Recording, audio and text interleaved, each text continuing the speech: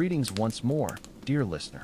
You've arrived at precisely the right moment for a tale from bygone days, recounted with gentle cadence as twilight embraces us. Whether you're drifting toward slumber or simply seeking respite from the day's demands, I'm honored to become part of your nightly ritual. Before we voyage through salt-crusted workshops and timber yards redolent with sweat and towering ambition, I'm intrigued. Where in this wide world are you listening from tonight? Perhaps you're nestled near some bustling harbor, watching contemporary ships glide past while we excavate the bone-weary world of their ancient forebears? Share your whereabouts in the comments below, whether you're unwinding after an exhausting day or greeting the dawn's first light. I'm deeply grateful you've chosen to invest this time uncovering the unsung heroes whose vessels charted human destiny. If these sagas of maritime craftsmanship and superhuman endurance resonate with you, consider subscribing for regular immersions into history's most punishing trades. There's profound humility in comprehending the staggering physical and mental toll demanded to master skills our ancestors took as commonplace, skills that literally buoyed entire civilizations. Now, settle deeper as we transport ourselves to an epoch when constructing a single ship could devour a craftsman's prime years. When communities orbited around the rhythmic symphony of shipyards, and father-to-son wisdom transfer wasn't just livelihood, but sacred covenant between those who built and those who dared sail. The ancient shipwrights' existence was a ceaseless war against time, tide, and timber's unyielding nature. These were no ordinary carpenters or day laborers, but grandmasters of their craft, artisans whose expertise was tempered through decades of grueling apprenticeship under conditions that would shatter modern souls. From the instant their tiny hands could clutch tools, boys destined for this life were thrust into a realm where millimeter perfection meant survival, where the slightest miscalculation doomed crews to watery graves. Consider the sheer bodily taxation of their daily grind. Before dawn's fingers fully gilded the horizon, these craftsmen already toiled in coastal shipyards stretching from Mediterranean coves to North Sea estuaries. Their hands, permanently stained with pitch and cross-hatched by encounters with unforgiving wood and razor-edged implements, wielded adzes and axes that became extensions of their very sinews. The heft of these tools, swung thousands of times daily, sculpted their bodies into asymmetrical monuments, one arm grotesquely enlarged from relentless repetition. The timber itself presented trials modern builders can scarcely fathom. Ancient shipwrights worked predominantly with green, wood, freshly felled giants still weeping sap and bearing the weight of living forests. A single oak beam destined to become a keel could outweigh 2 elephants, requiring teams of men to maneuver it using nothing but hemp ropes, primitive pulleys, and sheer mortal determination. The physical devastation of wrestling these behemoths left most shipbuilders with spines that ached perpetually and joints that creaked like the vessels they birthed. Yet physical agony was merely half the torment. The psychological vice gripping these craftsmen proved equally crushing. Unlike contemporary construction guided by blueprints and digital precision, they relied entirely on generational wisdom stored in muscle memory and mental schematics. They had to visualize completed ships while carving isolated components, understanding how each plank would interact in a three-dimensional puzzle spanning over 100 feet. The responsibility was oceanic, knowing merchants would load these hulls with fortunes in cargo, families would crowd aboard seeking new futures, and naval commanders would stake national prestige on their craftsmanship's seaworthiness. A single compromised joint, a poorly fitted plank, or miscalculated curve could trigger catastrophic failure mid-voyage, sentencing all aboard to Davy Jones' locker. Shipyard conditions were brutally elemental. Imagine laboring under the Mediterranean's molten sun with no shelter beyond wide-brimmed hats, heat shimmers dancing off timber hot enough to blister unprotected skin. Or picture the soul-penetrating damp of northern yards where sea fog slithered into woolens and settled into overworked joints. Rain transformed sites into sawdust-choked bogs, yet work never ceased, driven by the relentless engines of commerce and war. Their tools were deceptively simple, yet demanded virtuosic mastery. The adze, that most iconic implement, required years to wield effectively. Its curved blade could sculpt intricate contours when guided by experts, but in novices' hands became more likely to sever digits than shape planks. Masters worked in hypnotic rhythms, revealing a hull's ghostly form within raw timber through thousands of precise strikes. Even the humble saw became an instrument of torture, two-man crosscut beasts requiring perfect synchronization where any deviation bound blades or created ruinous irregularities. These pairs developed near telepathic coordination, breathing in unison as they conquered logs requiring hours to section. Measuring bordered on occult artistry. Without modern instruments, shipwrights employed dividers, squares, and plumb lines paired with intuitive geometry honed through decades. They could assess a warped timber and instinctively mark it for cutting to achieve exact curvature needed for specific hull positions, a spatial intelligence constituting their most priceless and unteachable asset. The shipyard hierarchy was as unyielding as the oak they shaped. At its apex stood the master builder, a legend whose reputation was earned through decades of flawless vessels. These demigods commanded reverence, for their decisions dictated not just current projects, but future sailors' survival. Beneath them toiled journeymen, skilled but not yet entrusted with leadership. At the bottom writhed apprentices, boys enduring years of abuse for scraps of knowledge in a system designed to eliminate all but the most gifted and tenacious. Apprenticeship was institutionalized hazing.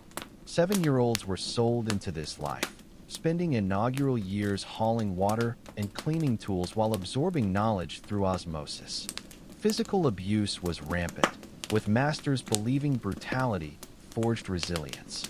Many bore lifelong injuries, the tuition fee for trades where a moment's lapse meant dismemberment. Yet survivors emerged as some of antiquity's most respected artisans, men whose skills literally floated kingdoms. The social dynamics within shipyards forged brotherhoods tempered in shared suffering. These men developed bonds deeper than blood, connections welded in the crucible of perilous labor. Their relationships often spanned entire lifetimes, a fraternity born from mutual dependence in the face of relentless danger. They cultivated unique traditions, superstitions, and rituals, an entire subculture passed down not just through technical knowledge, but through the shared language of survival. Consider the seasonal rhythms that governed their existence. Winter's icy grip in northern latitudes brought construction to a standstill, forcing these craftsmen into desperate improvisation. Some turned to subsistence farming, others to begging, while the luckiest secured temporary work reinforcing harbor walls or repairing fishing boats. This cyclical uncertainty bred a perpetual financial anxiety, as even master shipwrights could never predict when the next commission might arrive or how long it would sustain them. The evolution of shipbuilding techniques across generations demanded constant adaptation from these men. Those clinging stubbornly to outdated methods risked obsolescence as innovations spread through maritime trade routes like wildfire. The most successful navigated a delicate balance, honoring proven traditions while embracing improvements, a tightrope walk requiring equal parts humility and confidence. Their dealings with clients were fraught with tension. Merchants and naval officers demanded impossible trinities of speed, capacity, and affordability, forcing shipwrights into perilous compromises. Political undercurrents swirled around major projects. Delays or budget overruns carried consequences ranging from lost reputation to outright execution. Regional variations in technique created distinct schools of craftsmanship, each reflecting local conditions and cultural quirks. Mediterranean builders perfected methods for calm waters and specific cargoes, while their Nordic counterparts wrestled with Atlantic storms, developing radically different hull designs. Itinerant master builders became cultural translators, adapting their skills to foreign expectations and unfamiliar timber. Material procurement itself was a logistical nightmare often shouldered by the shipwrights. Beyond understanding wood properties, they needed to identify optimal forests, supervise seasoning, and orchestrate transport, an expertise extending far beyond carpentry into forestry, hydrology, and even meteorology. Their relationships with suppliers were marriages of convenience, where access to premium timber could make or break careers. The ceremonial launching of a completed vessel represented both triumph and terror, the moment when years of sweat and calculation faced the sea's unforgiving judgment.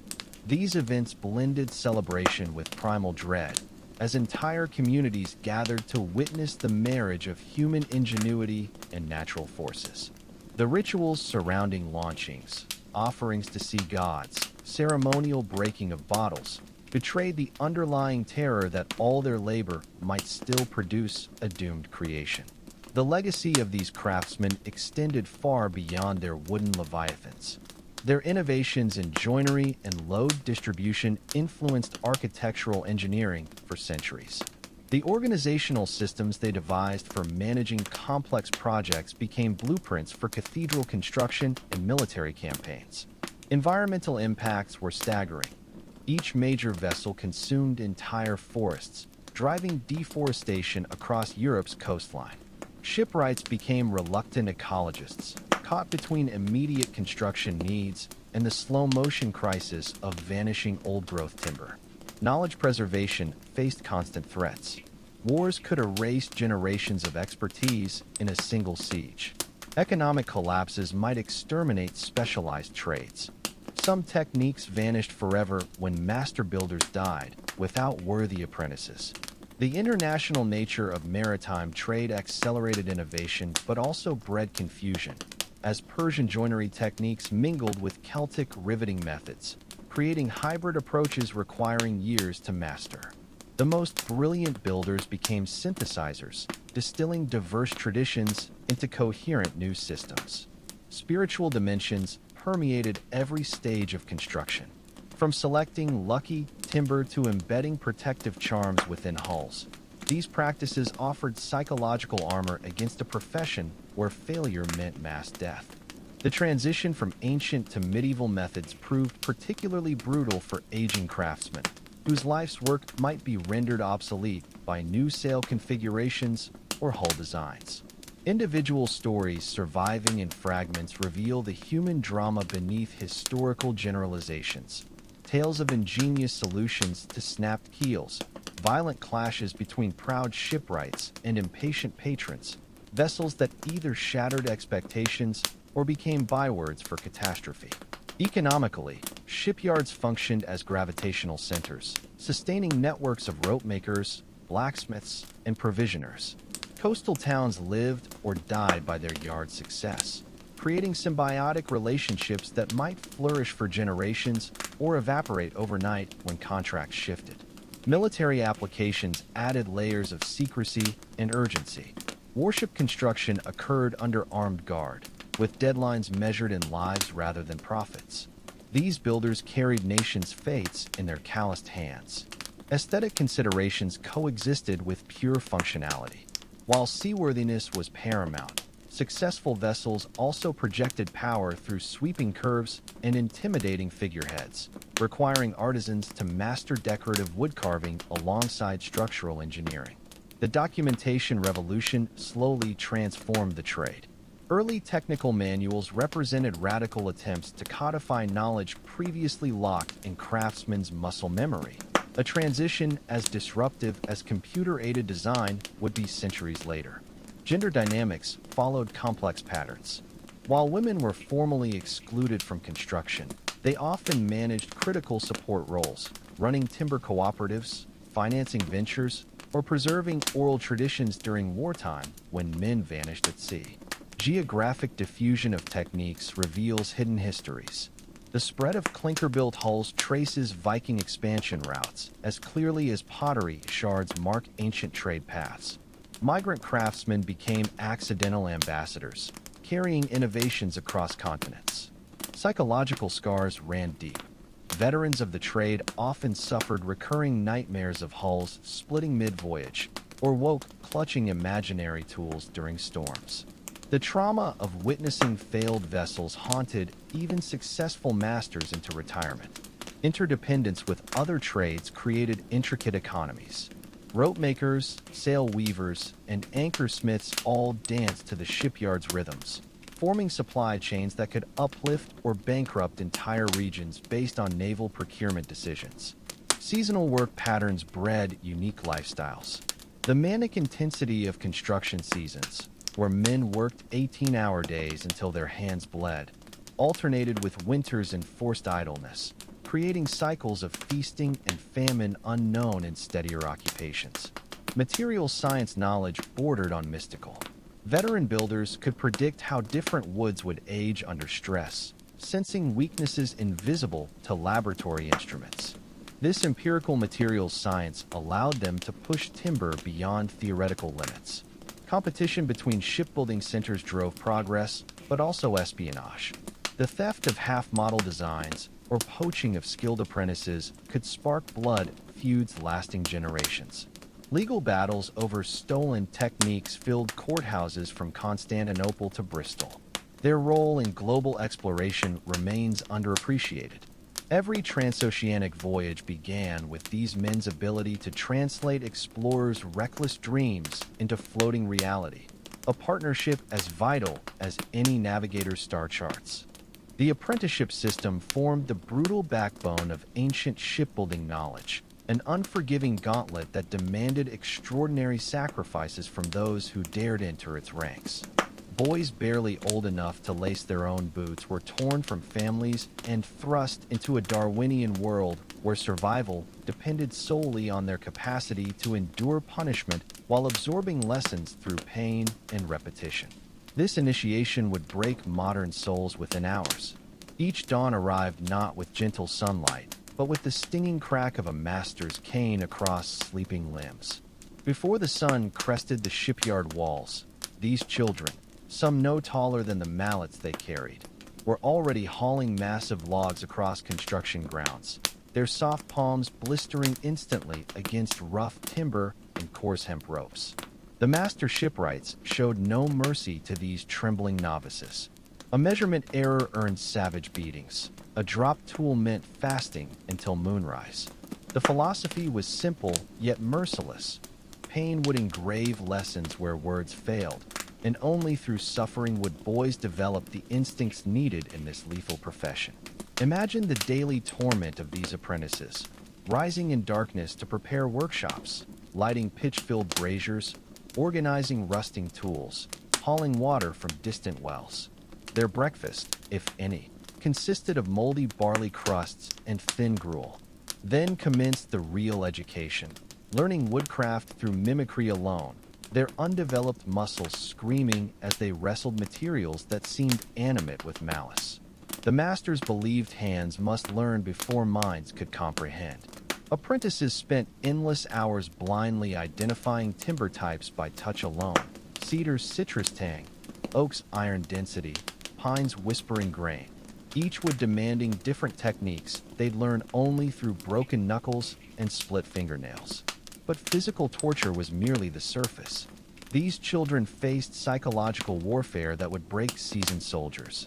Isolated from kin, subjected to relentless hazing from older apprentices, and burdened with knowing their mistakes could doom future sailors, many developed the thousand-yard stare of shell-shocked veterans. The lucky ones found solace in makeshift families with fellow apprentices. The others unraveled into madness or took moonlit dashes toward freedom, knowing recapture meant flogging to the bone. Tools became extensions of their battered bodies through years of forced repetition. Each adds its weight. Each saw's rhythm imprinted itself in their muscle memory until they could work blindfolded. The most prized tools, often inherited from dead mentors, were guarded like holy relics, their handles worn smooth by generations of desperate grips. Graduation to journeyman status brought increasingly impossible tests. Masters would demand flawless dovetail joints cut underwater, or challenge apprentices to shape curved planks using only fire and intuition. The ability to remain calm while sleep-deprived and starving became the truest measure of potential. The knowledge transmitted through this cruel system dwarfed simple woodworking. Apprentices learned to predict storms by cloud patterns, calculate cargo loads using only finger-width measurements, and work as human gears in synchronized teams where one misstep could send a 2-ton beam crushing through flesh. This apprenticeship machine, for all its brutality, produced craftsmen whose skills bordered on supernatural. Their ships could outlast typhoons that shattered lesser vessels. Their joints held under stresses that would snap modern steel rivets. Their understanding of the maritime world approached the mystical. Yet this expertise came at horrific cost. Many masters bore psychological scars from their own training, perpetuating cycles of abuse they'd endured. The social isolation of apprenticeship left men emotionally stunted, unable to form normal relationships outside the shipyard's harsh hierarchy. Some became tyrants indistinguishable from their former tormentors. Others broken shadows who jumped at the sound of raised voices decades later.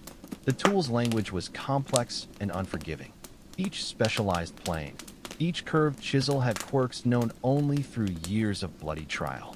Sharpening stones wore concave from endless honing, their surfaces stained brown with iron oxide from countless blades.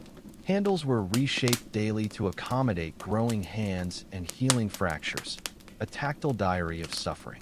Progress through the ranks resembled medieval torture. Early years involved nothing but fetching and carrying, collecting wood shavings for corking, stirring boiling tar, scrubbing rust from iron fittings. Only after seasons of such drudgery might a boy be allowed to observe complex joinery, and even then only from a distance, squinting through smoke and shadows. The measuring and marking rituals seemed arcane as alchemy. Using only knotted strings and notched sticks, apprentices learned to transcribe hull curves onto warped planks, a geometry so complex many modern engineers still can't replicate it without computers. Those who showed mathematical promise might graduate to lofting, the sacred art of transferring full-scale ship designs onto moldering loft floors using only chalk and string. Physical deformities became badges of honor. The classic shipbuilder's stance, permanent forward hunch from years of working bent over half frames, left many with compressed spines. Ad's elbow made right arms grotesquely swollen on starboard side specialists. Tar burns speckled their arms like constellations, each scar marking some long-ago accident. The hierarchy's cruelty had method. By rotating apprentices through every horrific job, from the tar pit stirrers, who rarely lived past 40, to the top dogs, balancing on swaying logs 80 feet above stone docks. Masters identified who had the instincts to survive. Those who couldn't anticipate a rolling log's path didn't live long enough to waste further training. Nutritional neglect stunted growth but sharpened senses. Existing on scraps, apprentices developed almost animalistic awareness of materials. They could smell rot in timber 3 yards away, sense moisture content by a plank's resonance when tapped. This hyper-awareness saved countless ships from hidden flaws. The few women in this world, mostly widows continuing husbands' trades, faced unimaginable prejudice. Those who persisted often became legendary figures, their ships reputedly blessed with unnatural luck. Their true advantage was simply not being broken by the system that crippled male peers. Graduation ceremonies were grotesque parodies of academic rites. After 7 to 15 years, surviving apprentices might be forced to build a perfect scale model using only firelight, or identify 30 wood types while being whipped. The final test often involved completing some critical hull section while masters hurled abuse and physical obstacles. The psychological toll manifested in strange ways. Many veterans developed obsessive rituals, touching each timber 3 times, whispering prayers to Poseidon before cuts. Others became savant-like in narrow skills while remaining functionally illiterate. The luckiest found solace in teaching. The rest drowned their trauma in cheap ale between jobs. Yet from this cauldron of suffering emerged miracles of engineering. The Viking longships' near-magical flexibility, the Chinese junk's uncanny stability, the Venetian galley's lethal speed, all were birthed from this relentless winnowing of human potential. Modern safety standards couldn't produce such vessels today. We've lost the willingness to sacrifice so many on the altar of perfection. The forest breathed with the rhythmic bite of axes as dawn mist clung to ancient oaks like ghostly shrouds. For the shipwrights of medieval Scotland, this was where their alchemy began, not in harbors where finished vessels would someday dance with waves, but here among the towering sentinels that would become their raw material. Selecting timber was the most sacred decision these masters would make, for a ship carried the soul of the trees from which it was born. Oak reigned supreme, its dense grain and natural rot resistance making it the undisputed monarch of shipbuilding timber. But not just any oak would suffice. The shipwrights sought trees that had grown slowly over centuries, their growth rings tight as prison bars, their heartwood dark with the wisdom of ages. They ran calloused hands along bark, reading subtle tells like fortune tellers. A slight curvature might become the perfect knee for joining hull to deck. A strategically placed burl could transform into the ribs cradling future sailors. Felling these forest elders was ritual as much as labor. Timber destined for keels was cut during winter's waning moon when sap ran sluggish. Wood harvested in this dormant phase was believed to possess supernatural resistance to rot. The shipwrights arrived before first light, their breath crystallizing in the frigid air as they prepared two-handed felling axes honed to razor sharpness. The initial strikes rang through the woods like funeral bells, each subsequent blow a rhythmic dirge as the great tree shuddered toward its destiny. But selection extended far beyond species. Each ship component demanded its own specialized wood. The keel, that mighty spine upon which all else depended, required the straightest, most flawless oak the forest could surrender. For planking, shipwrights sought timber with innate flexibility, wood that could bend without snapping as waves assaulted the hull. Pine and fir, with their arrow-straight trunks and resistance to splintering, were prized for masts that would withstand hurricane winds. These craftsmen possessed dendrological knowledge that would shame modern botanists. They understood that oak from northern slopes grew denser after centuries battling harsh winds. They could predict how timber from rocky outcrops would behave differently than valley-grown wood.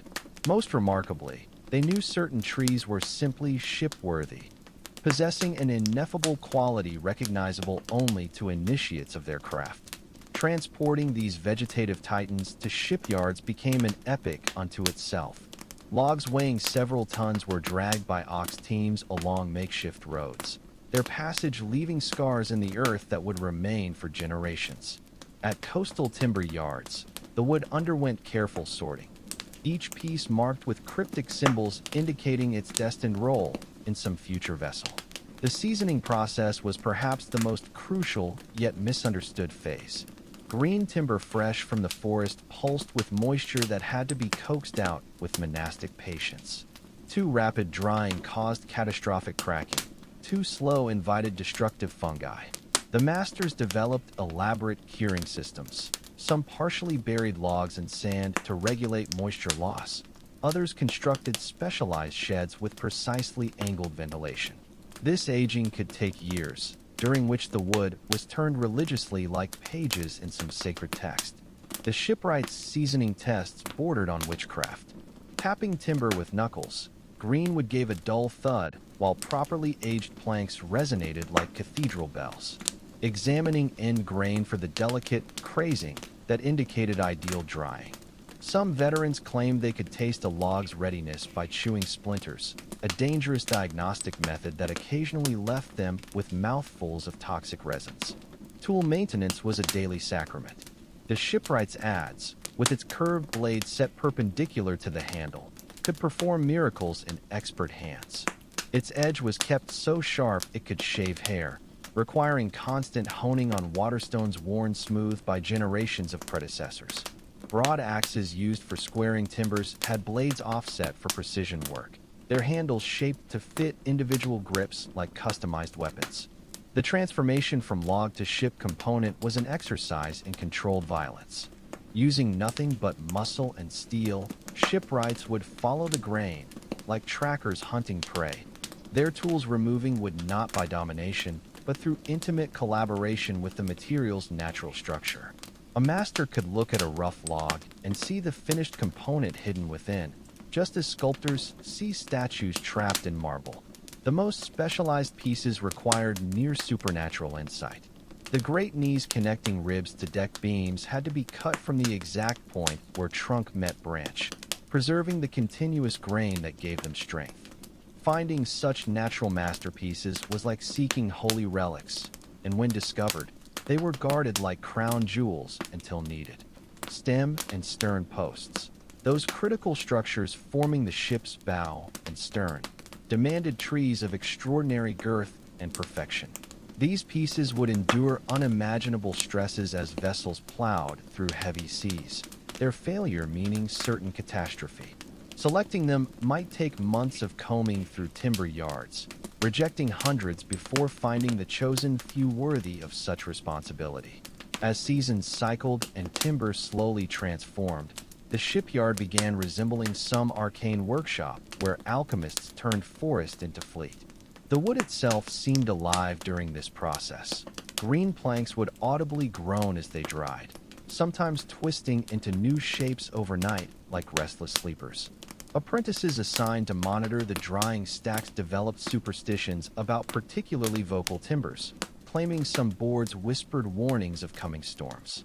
The relationship between shipwright and wood transcended mere craftsmanship. These men spent lifetimes immersed in timber's sensory world, the resinous perfume of fresh-cut pine, the iron-like tang of oak tannins, the almost musical resonance of properly seasoned planks. They could identify with species blindfolded by scent alone, or predict a board's strength by the way it vibrated when struck. This intimacy bred peculiar habits. Some shipwrights refused to work timber during certain moon phases, believing it affected flexibility. Others sang specific shanties while shaping planks, convinced the vibrations improved the wood's resilience. A few even introduced new tools to individual logs with formal speeches, a tradition modern observers might dismiss as superstition, but which likely served psychological purposes in maintaining focus during dangerous work. By winter's end, the shipyard stood ready for transformation. Carefully curated timber piles represented years of preparation, each piece waiting to fulfill its predestined role in the rising vessel. The apprentices, having learned to read, would like scholars decipher manuscripts, now prepared to witness the next phase. The sacred geometry, where these forest bones would be reborn as seagoing creatures. The grinding labor of ancient shipbuilding never ceased, even as the final planks were fitted and the last iron fastenings hammered home. For the grizzled craftsmen and their weather-beaten apprentices, completing one vessel merely signaled the start of another endless cycle of toil. Yet no aspect of their craft demanded more specialized knowledge or back-breaking effort than creating the ship's rigging, that intricate web of ropes, pulleys, and sails destined to harness the wind's capricious power. Rope makers occupied a hallowed place in the maritime hierarchy. These unsung artisans wielded knowledge passed down through generations, mastering the alchemy of twisting plant fibers into cordage strong enough to withstand Atlantic gales. Their workshops, long, narrow buildings stretching hundreds of feet, echoed with the rhythmic creaking of rope walks where hemp fibers were spun into the lifelines of seafaring civilization. The process began in sun-drenched fields where hemp plants grew taller than a man, their stalks destined to be transformed through processes as brutal as they were precise. Hemp cultivation itself was an art form requiring near-sacred timing. Farmers dedicated entire growing seasons to these fibrous crops, their hands permanently stained green from stripping bark. Harvest too early and the fibers lacked tensile strength. Delay too long and they became brittle as old bones. The preparation ritual was grueling. Stalks were soaked in stinking redding ponds for weeks until bacterial decay loosened the fibers, then beaten with wooden mallets that sent clouds of irritant dust into laborers' lungs. Inside the rope walks, apprentices began their torment by hackling, combing raw hemp through iron-spiked boards that ripped away soft tissue to isolate the prized fibers. Their hands became cross-hatched with cuts that never fully healed, while their lungs filled with particulate matter that left many with the characteristic rope walker's cough. A hacking, wet sound that followed them to the grave. The actual rope making demanded supernatural endurance. Teams of men walked backwards for hundreds of yards, feeding fibers into spinning wheels while maintaining perfect tension. The lead rope maker, called the spinner, controlled this dangerous ballet, his hands reading the fiber's tension like a virtuoso violinist. A moment's lapse could result in snapped strands whipping back with bone-breaking force. Different ropes served distinct purposes, each requiring its own alchemical formula. Standing rigging, the fixed ropes supporting masts, used the heaviest hemp, soaked in tar until it gleamed like black glass. Running rigging needed flexibility. Here craftsmen mixed hemp with supple flax, creating cords that could fly through blocks without binding. The secret lay in the twist. Too loose, and the rope would unravel under load. Too tight, and it lost elasticity. Master rope makers could sense the perfect balance by touch alone, their fingers detecting subtle variations in fiber alignment invisible to others. Creating ships' cables represented the pinnacle of this punishing art. These monstrous cords, some thicker than a man's thigh, required coordinated efforts resembling medieval siege operations. 20 men might work in unison, their movements choreographed by chants that kept the rhythm as fibers were twisted into yarns, yarns into strands, and strands into the final cable. The tension was physical and psychological. A snapped under-construction cable could recoil with enough force to decapitate bystanders. Quality control tests bordered on torture. Finished ropes were subjected to hanging weights that simulated hurricane forces, while veteran rope makers performed eerie diagnostics, rubbing cords against their cheeks to detect unevenness, tasting fibers to assess resin content, even listening to the sound a rope made when dropped on stone. Those that passed were tarred in vats of boiling pitch, the noxious fumes leaving workers lightheaded as they stirred the bubbling cauldrons with oar-like paddles. Sailmakers formed another elite caste within this floating kingdom. Their workshops resembled insane asylums where mad tailors stitched colossal canvases. These weren't simple cloth squares, but engineered airfoils requiring mathematical precision in every stitch. The best sailmakers could cut patterns that accounted for how canvas would stretch under load, creating three-dimensional shapes while working on flat loft floors. Their needles, some as long as daggers, pierced through 18 layers of treated canvas, requiring palm guards lined with lead to drive them home.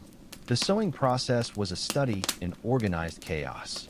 Teams of workers crawled across vast sail sections like ants on a carcass, their curved needles flashing in the dim light. Seams were triple-stitched with waxed twine, then reinforced with leather patches at stress points, techniques making the finished product stronger than the base fabric. The physical toll was grotesque. Permanent curvature of the spine from hunching over work tables, fingers twisted into claws from decades of gripping needles, and eyesight ruined by straining over minute stitches in poor light. Treating the sails introduced new hazards. The canvas was soaked in mixtures of linseed oil, animal fat, and toxic preservatives that left workers' skin ulcerated. Some workshops added copper salts to prevent mildew, a practice that slowly poisoned the very artisans who crafted these vital membranes.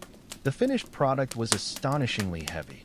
A single mainsail might require 20 men to lift, their muscles straining as they carried the stiffened canvas like some slain fabric beast. Block makers were the unsung engineers of this floating world. These meticulous craftsmen carved lignum vitae and oak into the pulley housings that multiplied a sailor's strength. Each sheave, the rotating wheel inside the block, had to be perfectly round and smooth. Any irregularity would create friction capable of burning through ropes under load. The best blocks were works of art, their shells dovetailed together without nails, then fitted with greased brass bearings that allowed effortless rotation. Metalworkers contributed their own brand of controlled violence to the process. Anchors were forged in infernal heats that turned workshops into replicas of Vulcan's furnace. Teams of blacksmiths took turns hammering white-hot iron under trip hammers powered by water wheels, their every strike sending up showers of sparks that burned through leather aprons. The shaping of chain plates, Those critical straps holding masts to hulls required annealing the metal to exact temperatures recognizable only by its incandescent color gradations. The final rigging assembly was a death-defying ballet performed high above the shipyard. Riggers, often former sailors who'd lost their sea legs to injury, scampered up makeshift scaffolding with coils of rope looped across their shoulders. Their work required the precision of watchmakers combined with the strength of stevedores. Setting up the standing rigging was particularly perilous. Each shroud had to be tensioned with exact force, calculated through complex formulas involving mast height and expected sail area. These men developed their own language of knots and splices, some so complex they resembled topological puzzles. The bowline, the clove hitch, the carrack bend, each served specific purposes under varying loads. Master riggers could tie them blindfolded while dangling from yardarms, their hands moving with unconscious certainty even as waves crashed below. The economic ecosystem surrounding rigging was vast and fragile. A single large ship might require miles of rope, consuming entire seasons' worth of hemp harvests from surrounding counties. Sailmakers' demand for quality flax drove agricultural patterns, while the insatiable need for tar linked maritime fortunes to distant pine forests. When war came, these supply chains snapped like overstressed rigging, leaving half-built ships stranded in yards like beached whales. The human cost was written in the bodies of those who survived. Rope makers developed permanent spinal twists from walking backwards in rope walks. Sailmakers' lungs turned black from inhaled canvas fibers. Riggers bore scars from falls that should have killed them, yet they took perverse pride in these marks, each deformity a badge proving they'd wrestled with forces that broke lesser men. Their knowledge, written in scar tissue and deformed joints, became the invisible architecture upon which empires floated. The daily existence of an ancient shipwright was a symphony of splintered flesh, sweat-slicked timber, and unrelenting physical punishment. Picture Magnus, a grizzled master shipbuilder in the Roman naval yards of 312 AD, his scarred hands tightening around an adze handle as dawn's first light crept over the harbor. The air hung thick with the acrid perfume of pine resin and salt spray, heralding another day that would test every fiber of his being. Magnus had been sold into this life at age 7. A fisherman's son traded for 3 silver coins after a storm destroyed his father's boat. Those early years were a gauntlet of brutality. His child-soft palms quickly became shredded meat from handling rough-hewn timber, while older apprentices, eager to deflect their master's wrath, stole his meager rations and sabotaged his work. The shipyard sprawled like a chaotic battlefield. Enormous cedar and oak logs lay scattered like fallen titans, each awaiting inspection for the grain patterns that would determine its maritime destiny. The master shipwrights moved through this timber graveyard with uncanny perception. Their eyes, trained by decades of experience, could read wood grain like philosophers deciphering scrolls. They knew which slopes produced the strongest planks, which heartwood resisted rot longest, which growth rings would bend without breaking under a wave's assault. This knowledge was guarded more fiercely than imperial secrets, shared only in hushed tones between trusted apprentices. Each morning before sunrise, Magnus joined the ritual of tool preparation. Their adzes, those curved blades that were extensions of their very souls, required constant sharpening on waterstones worn smooth by generations of dead craftsmen. A dull tool wasn't just inefficient. It was a death sentence waiting to happen, capable of slipping to sever tendons or worse. The rhythmic scraping of metal on stone created an almost hypnotic cadence, syncing with the harbor's pulse. The shipyard hierarchy mirrored Rome's rigid social order. At its apex stood the master shipwright, usually a man who'd inherited both position and closely guarded techniques from his father. These living legends controlled not just construction, but the very knowledge that made their craft possible. They knew northern oak differed from southern, understood how various species reacted to saltwater immersion, and could predict how timbers would shift during years of service. Beneath them toiled the journeymen, skilled craftsmen who'd survived apprenticeships but lacked the capital or connections to establish their own yards. These men translated the master's vision into reality, cutting joints with precision that would shame modern CNC machines.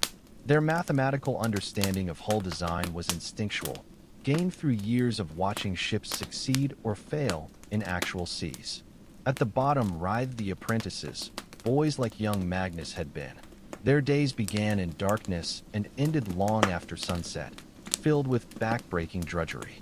They hauled timber heavier than themselves until their shoulders developed permanent calluses, stirred vats of boiling pitch until arm muscles knotted permanently, and breathed in enough sawdust to leave their lungs permanently scarred. The stench of their work, pine tar, iron filings, and sweat, seeped into their very skin, marking them as clearly as any slave brand. Timber selection began far from the shipyard, in ancient forests where trees were marked years before needed. The ideal ship timber came from slow-grown trees. They would dense from decades battling wind and weather. Foresters working with shipwrights would make cryptic carvings on chosen trunks, allowing them to season naturally while still standing. Harvesting was a sacred act, timed to moon phases believed to affect wood quality, with offerings made to forest spirits before each felling. Transporting these arboreal giants to shipyards became an epic logistical nightmare. River systems became liquid highways for massive timber rafts, guided by daredevil log drivers through rapids that could destroy months of work in seconds. Magnus still woke sweating from nightmares about the Great Log Jam of 302 AD, when spring floods scattered a season's worth of prime oak across the Tiber's treacherous currents. The seasoning process was both science and dark art. Green timber fresh from forests contained enough moisture to rot a ship from within if improperly dried. Master shipwrights developed elaborate curing systems. Some buried logs in sand. Others built ventilated sheds where airflow could be precisely controlled. The process took years, requiring constant monitoring. Magnus had learned to read the subtle signs. The way properly seasoned wood rang like a bell when struck, how end grain developed delicate cracks like spiderwebs when ready. Actual construction began with the keel-laying ceremony, a sacred moment when the massive backbone timber was positioned with priestly precision. The entire workforce gathered as the master shipwright, aided by senior journeymen, used techniques unchanged for centuries.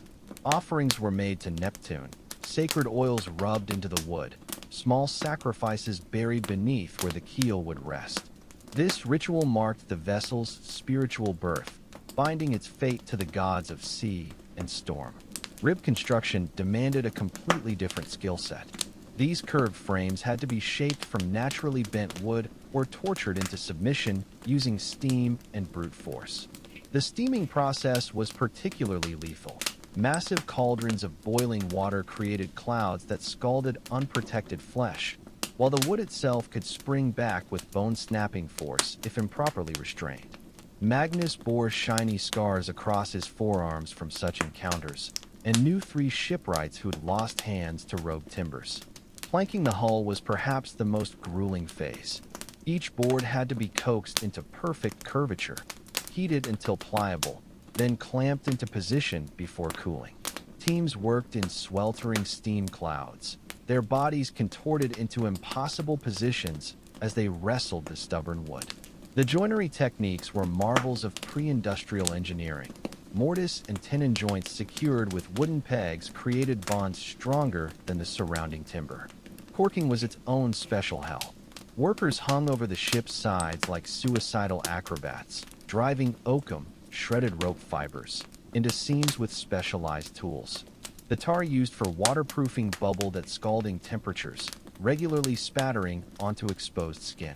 Many developed permanent tar tattoos, blackened patches where the substance had burned through multiple layers of epidermis.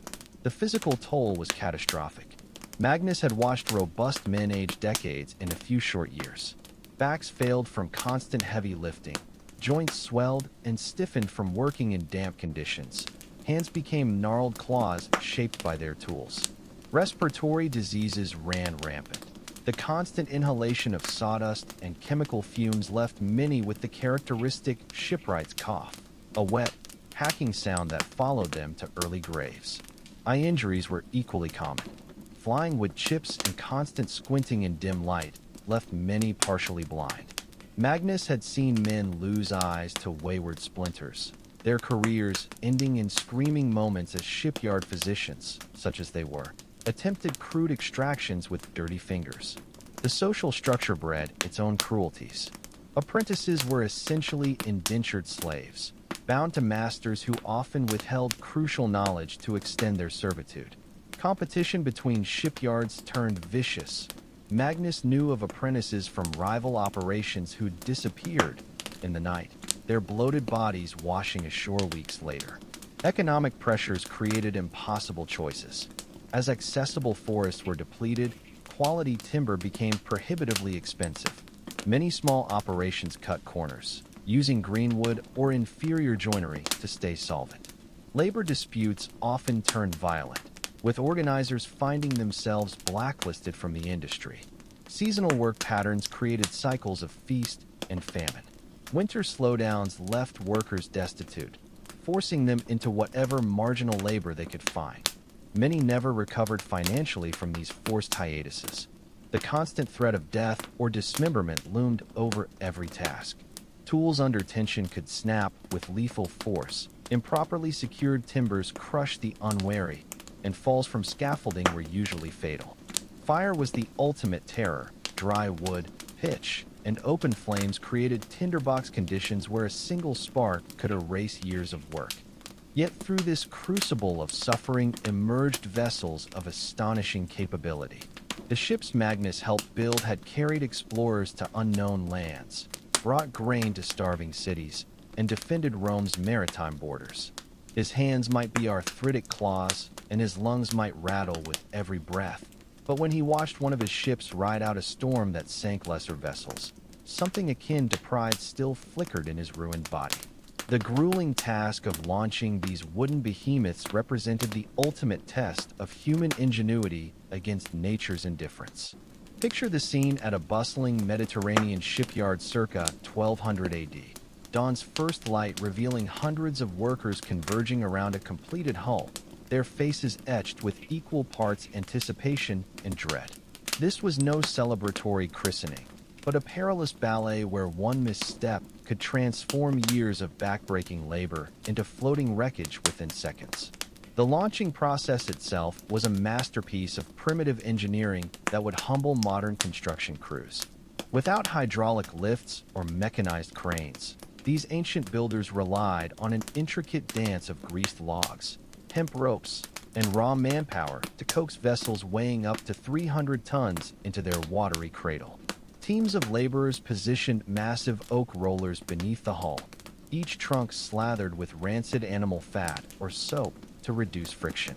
Then commenced the heart-stopping spectacle of the controlled descent, as dozens of men strained against thick ropes to regulate the ship's slide toward the waiting sea. The dangers were omnipresent. A ship launching too rapidly could careen out of control, crushing workers like insects beneath its monstrous weight or smashing into stone quays with devastating force. Too slow, and the vessel's colossal mass could snap the wooden rollers like twigs, sending jagged shards flying like wooden shrapnel.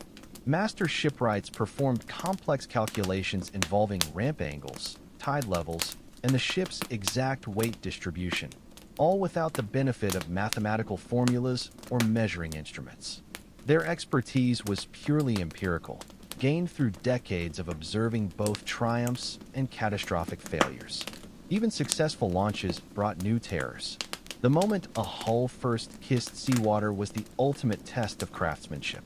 Would it float level or list dangerously to one side?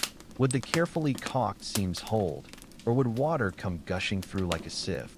Every shipwright present held his breath as the vessel settled into its natural element, knowing that months of work and their professional reputations hung in the balance. The psychological toll on these workers was immense. Many had invested years of their lives in a single construction project. Families gathered at the water's edge, wives clutching children while watching husbands risk life and limb in this final, most dangerous phase. The tension was palpable as the great ship began its inexorable slide toward destiny, every creak and groan of the timbers potentially heralding disaster. Outfitting the launched vessel was its own special brand of torture. Stepping the masts required hoisting multi-ton wooden spars into precise vertical positions using nothing but block and tackle systems and human sweat. Teams of workers manned the capstans, their muscles bulging as they inched the massive poles upright. A single snapped rope could send a mast crashing through the deck, impaling anyone unfortunate enough to be beneath it. The mast step, the crucial socket holding the base, had to be engineered to perfection, as any weakness here would prove catastrophic when the ship encountered its first storm. Rigging installation turned the shipyard into an aerial death trap. Workers scrambled up makeshift scaffolding with coils of rope slung across their shoulders, balancing on narrow foot ropes while securing lines that would later support sails under hurricane-force winds. The complexity was mind-boggling. A single ship might require over 10 miles of rigging, each line needing precise tensioning and routing through a labyrinth of blocks and tackles. Sailmakers faced their own version of hell. These artisans worked in cavernous lofts where enormous canvas sections, some large enough to blanket a modern baseball diamond, were stretched across floors. Teams crawled across these surfaces like human sewing machines, their needles punching through 18 layers of treated canvas. The physical toll was brutal. Permanent spinal curvature from years of hunching over, fingers twisted into claws by decades of gripping needles, and lungs blackened from inhaling canvas fibers and mildew-resistant chemicals. The finished sails were monstrously heavy when dry. Soaking wet, they became virtually immovable. Hoisting them into position required coordinated efforts that would challenge modern crane operators. Workers perched on swaying yards high above the deck, wrestling with stiff canvas that could suddenly catch wind like parachutes, threatening to yank them into the void below. Anchor forging was another life-threatening specialty. Teams of blacksmiths took turns hammering white-hot iron under trip hammers powered by water wheels. The heat so intense it burned through leather aprons and singed body hair at 6 feet distance. The finished anchors, some weighing over 1,000 pounds, had to be transported to the ship without benefit of mechanized assistance, a feat requiring dozens of men and ingenious systems of rollers and levers. The working conditions defied modern comprehension. Shipyards were deafening arenas where the constant hammering, sawing, and shouting created permanent hearing damage. The air hung thick with sawdust, metal filings, and toxic fumes from various wood treatments, a miasma that left workers coughing up black phlegm well into old age. Safety equipment was non-existent. No hard hats, no harnesses, not even basic eye protection. Survival depended solely on skill, vigilance, and plain luck. The social hierarchy added layers of psychological torment. Master craftsmen, jealous of their status, often drove apprentices mercilessly, demanding perfection under impossible deadlines. Mistakes were punished not with constructive criticism, but with physical abuse and public humiliation. The pressure to meet construction timelines, particularly for naval vessels, led to corner cutting that inevitably resulted in accidents and injuries. Weather was another relentless adversary. Shipbuilding was primarily an outdoor activity, continuing through rain that turned work surfaces treacherously slippery, winds that turned routine tasks into life-threatening ordeals, and winter cold that numbed fingers to the point of uselessness. Yet the work continued regardless of conditions, as naval contracts brooked no delays for mere weather. Economic instability haunted every worker. Most were paid by the piece or by the day, meaning illness or injury brought immediate financial catastrophe. This created a vicious cycle where injured workers returned to dangerous jobs before fully healed, dramatically increasing their risk of further harm. The seasonal nature of shipbuilding meant long periods of unemployment, forcing many into marginal work that barely sustained their families. Family life suffered tremendously under these conditions. The long hours and constant danger meant many shipwrights barely knew their own children. while spouses lived with perpetual anxiety that their partners might not return home. Children grew up understanding their father's work could claim his life at any moment, an awareness that left psychological scars lasting generations. Yet through this cauldron of suffering emerged vessels of astonishing capability. The ships built under these conditions carried explorers to unknown continents, transported goods that fueled entire economies, and decided the fates of nations in naval battles. Their construction represented one of humanity's most remarkable technological achievements, a triumph of collective skill, courage, and determination over seemingly insurmountable obstacles. The legacy of these ancient shipbuilders extends far beyond their wooden creations. Their innovations in construction techniques, material science, and project management influenced countless other trades and industries. The organizational methods they developed for coordinating complex tasks laid foundations still used in modern manufacturing and engineering. Most importantly, these craftsmen demonstrated the incredible potential of human ingenuity when combined with unwavering determination. Working with primitive tools and empirical knowledge, facing constant danger and economic uncertainty, they created maritime technology that would transform the world. Their ships literally connected continents, enabling the global exchange of goods, ideas, and cultures that shaped modern civilization. The ancient art of shipbuilding was a high-stakes dialogue between life and death, where a single misplaced add stroke or poorly seasoned timber could condemn hundreds to watery graves. As we delve deeper into this unforgiving world, we arrive at the most technically demanding phase, transforming carefully selected timber into a seaworthy hull through a marriage of brute force and surgical precision. The construction process began with the laying of the keel, that mighty backbone upon which the entire vessel's fate would pivot. Master shipwrights would spend weeks selecting the perfect oak trunk, rejecting dozens before finding one with the ideal combination of straightness, grain density, and natural curvature. The chosen timber, often exceeding 80 feet in length and weighing several tons, had to be positioned with near-religious exactitude using nothing but ropes, wooden wedges, and human sweat. A miscalculation of even half a degree at this stage would compound exponentially as construction progressed, potentially resulting in a ship that pulled violently to one side or handled like a drunken whale. Rib construction required an entirely different skill set. These curved frames, which gave the hull its shape, had to be cut from naturally bent timber or coerced into submission through a brutal steaming process. Workers would labor for hours over cauldrons of boiling water, their faces blistered by steam as they softened massive oak beams until pliable. Then came the dangerous work of bending. Teams of men, using sheer physical strength to force the protesting wood into iron molds, where it would be clamped until cool. The risks were ever present.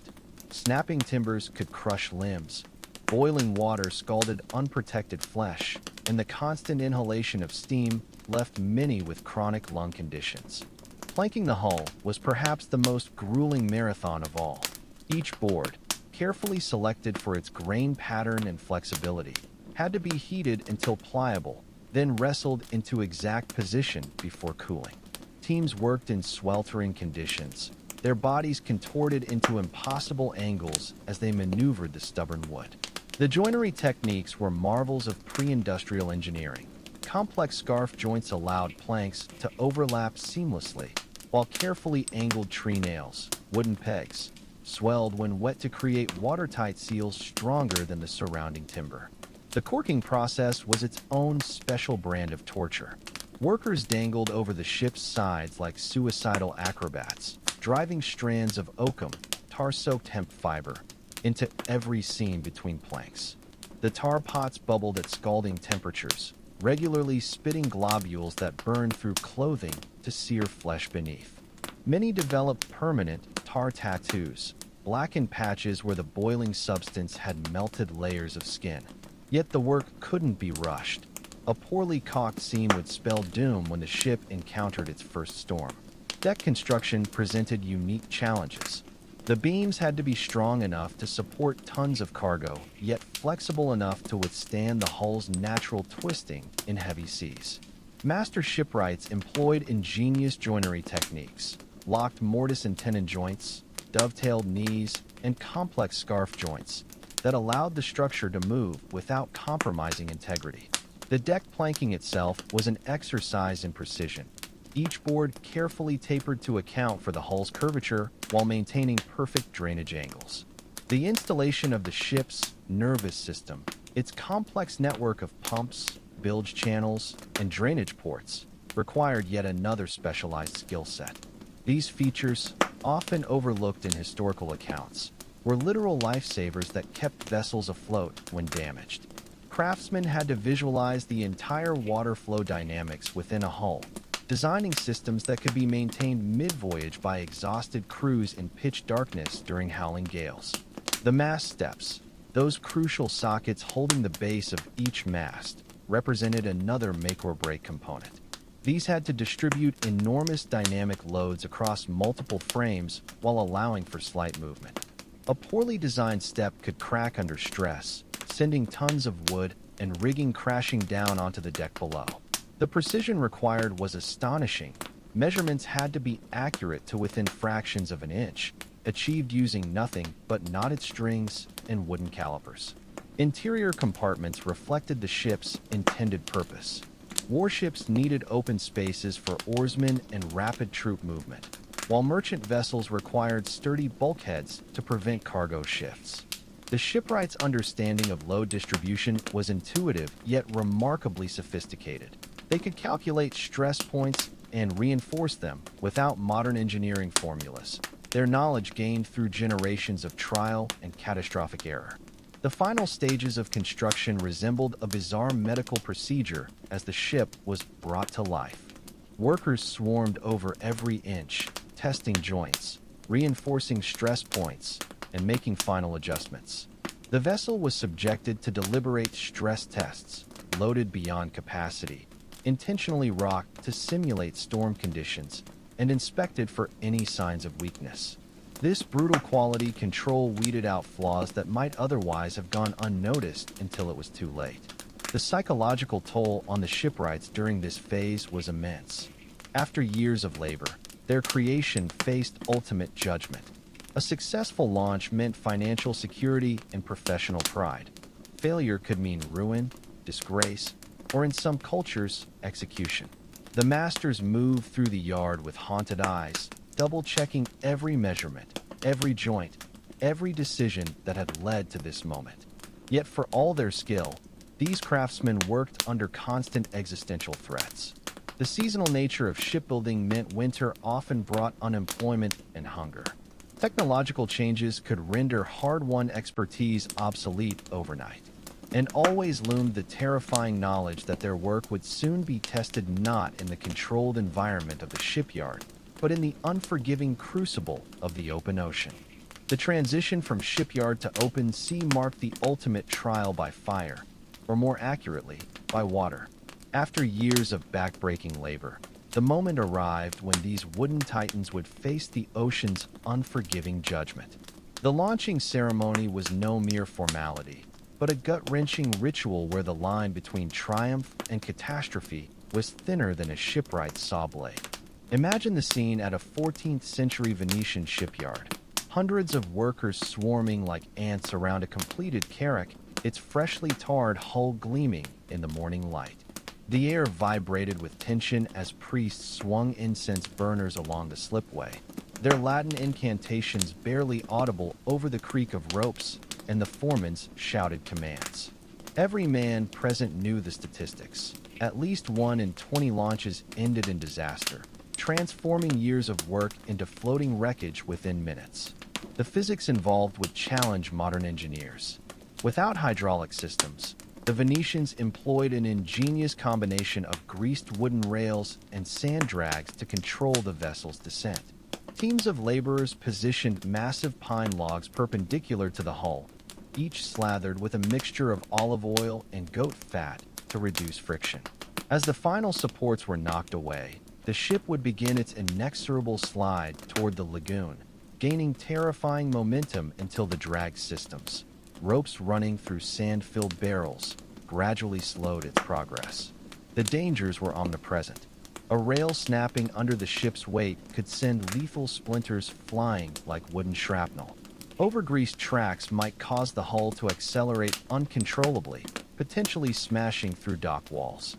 Even successful launches carried risks. The sudden immersion of dry would often produce loud reports like gunshots as timbers adjusted to their new environment, sometimes with catastrophic results. Workers told horror stories of ships that had literally exploded upon hitting water, their poorly seasoned planks splitting apart like overripe fruit. Once afloat, the real testing began. Shipwrights would board their creation with the nervous energy of new parents, scrutinizing every groan and shudder as the hull settled into its natural element. The first critical check was for hogging or sagging, whether the keel bent upward or downward under the ship's own weight. Even slight deformations could render a vessel unseaworthy, forcing the painful decision to break it up for salvage. Next came the ballasting process, an exercise in maritime alchemy. Workers loaded stone blocks into the hold with mathematical precision, adjusting their placement until the ship floated at its designed waterline. Too much weight forward, and the bow would plunge into oncoming waves. Too far aft, and the rudder would lose effectiveness. The master shipwright's experienced eye was crucial here. He could detect subtle list variations invisible to others, often making adjustments based on nothing more than how the rigging's shadow fell across the deck. Sea trials transformed into theater of the absurd. Crews would intentionally sail the ship into headwinds, watching how it handled when pinched too close to the wind. They'd measure its turning radius by throwing marked buoys overboard, counting how many ship lengths it required to come about. The most terrifying test involved deliberately broaching the vessel, steering it sideways to waves to simulate losing control in a storm. Many a fine ship had capsized during this final exam, taking skeptical shipwrights to a watery grave. The psychological toll on all participants was immense. Apprentices who'd grown from boys to men during construction often wept unashamedly as their creation first caught wind in its sails. Veteran shipwrights developed nervous tics during sea trials, their fingers unconsciously tracing imaginary seams as they awaited the first signs of leakage. Even the most confident masters knew their reputations and future livelihoods hung in the balance with every wave that slammed against the hull. Successful ships were celebrated with raucous festivals that could last days. The vessel would be paraded around the harbor like a conquering hero, its crew throwing coins to swimming children. Shipwrights received their first full payment in years, often immediately squandering portions on wine and prostitutes in cathartic release. But for every celebration, there were silent walks of shame back to empty shipyards, where broken men would begin the agonizing process of diagnosing what went wrong with their failed creations. The economic implications were staggering. A single large vessel represented an investment comparable to building a cathedral, the equivalent of tens of millions in modern currency. Merchant consortiums and naval ministries alike kept meticulous records of which shipyards produced reliable vessels and which were to be avoided. A master builder's lineage could rise or fall on the performance of one ship in its first year of service. Environmental factors added layers of complexity. Ships built in humid climates required different construction techniques than those in arid regions. Venetian shipwrights famously left slight gaps between planks, knowing the wood would swell to watertight perfection in the lagoon's moisture, while their Baltic counterparts built hulls tight as drums to withstand icy conditions. These regional variations created distinct schools of shipbuilding, each with fiercely guarded secrets. The human stories embedded in these launches read like Greek tragedies. There was Zeno of Crete, who threw himself from his sinking galley's mast rather than face disgrace, or the unnamed Norse shipwright who carved his entire family history into a doomed longship's keel before watching it founder in Bergen Harbor. Most haunting were the successful ships that disappeared on maiden voyages, leaving builders to forever wonder if some hidden flaw had sent their masterpiece and its crew to the bottom. Modern marine archaeology has revealed how often these craftsmen defied the odds. Wrecks like the Mary Rose and the Bremenkog show astonishingly precise workmanship. Hull planking fitted to tolerances of less than 1 millimeter, joints that remained intact for centuries underwater, and ingenious solutions to problems modern engineers still struggle with. These silent witnesses attest to skill levels we can barely comprehend, achieved without computers, power tools, or even reliable measuring devices. The legacy of these launch rituals survives in curious ways. Modern shipbuilders still break champagne bottles across bows, a sanitized remnant of ancient blood sacrifices to sea gods. Naval architects continue to debate the merits of soft versus hard launches, echoing medieval arguments about whether ships should slide or be lowered into water. Most profoundly, the fundamental challenges of making objects float reliably remain unchanged. We've simply swapped tar for epoxy and oakum for synthetic gaskets. As we reflect on these ancient practices, we're forced to reconsider our assumptions about historical technology.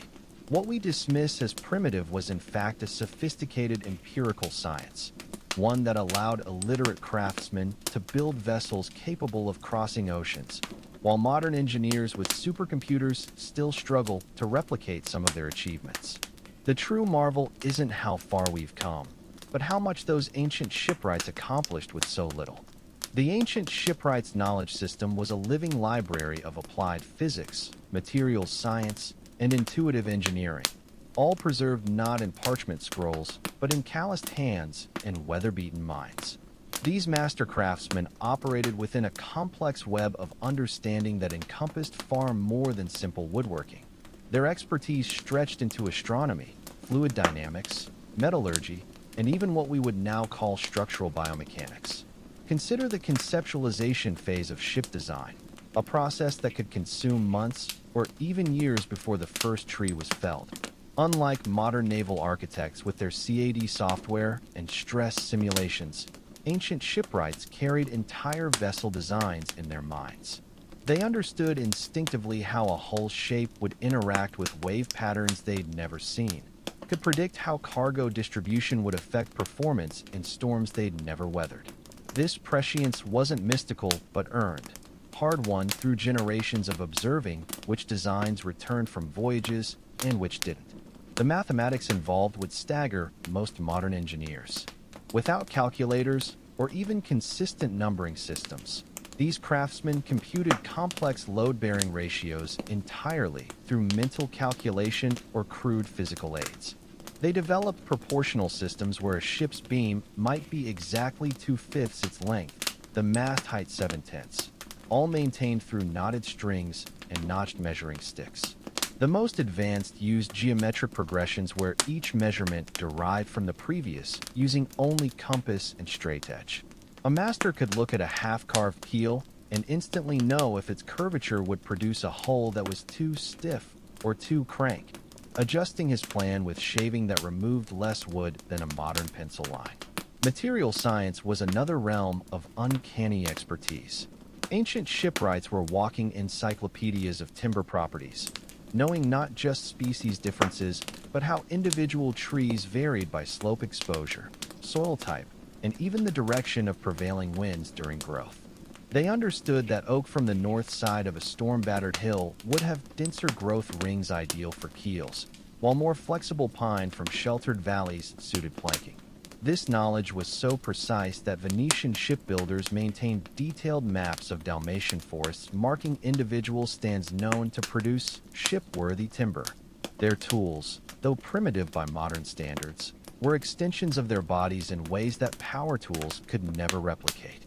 The shipwright's adze, with its curved blade honed to a mirror finish, could remove wood with 0.1 millimeters precision in skilled hands. Specialized planes with saws shaped to specific hull curves allowed creation of complex surfaces that would challenge modern CNC routers. Even simple marking gauges were customized to individual craftsmen's grips and measuring styles, their brass inlays worn smooth over decades of use. Joinery techniques pushed the boundaries of wood's capabilities.